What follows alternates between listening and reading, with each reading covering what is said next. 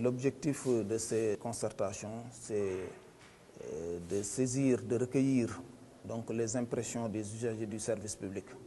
Donc, ces axes relèvent donc, de la qualité donc, de ce service public, l'accessibilité donc, de ce service public, mais aussi la gouvernance de ces services publics, parce que ces services publics sont offerts par des acteurs.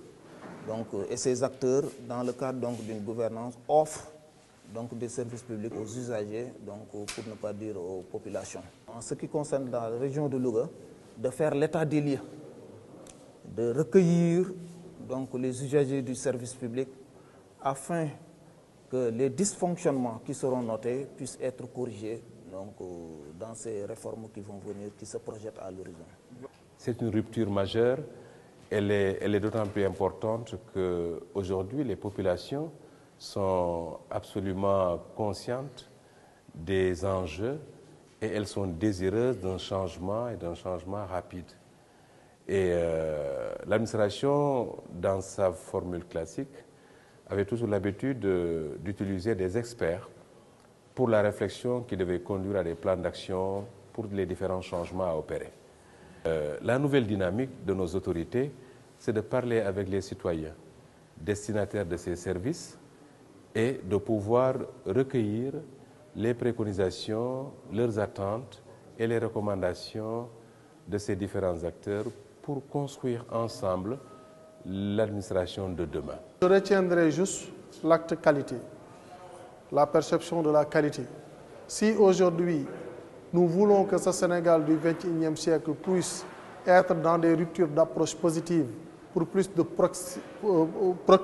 productivité, plus de réactivité, pour être dans l'efficacité d'action au fin de servir convenablement les usagers, dans la transparence, dans la sécurité, il faut aller vers la digitalisation adaptée, comme vous le dites, aux services publics. Par rapport à l'accessibilité de ces services, donc l'accessibilité, elle est bonne plus ou moins en fonction des services, mais elle est à améliorer parce que tout Sénégalais mérite d'être en tout cas d'être reçu correctement, mérite également le service attendu de l'État parce que ce soit quelqu'un qui est à Dakar ou quelqu'un qui est à Fongolemi, tous ce sont des citoyens sénégalais qui ont droit à un service public décent. Nous avions retenu 3 équilibres essentiels. D'abord, la satisfaction des usagers du service public, la qualité du service public et enfin l'efficacité de l'administration.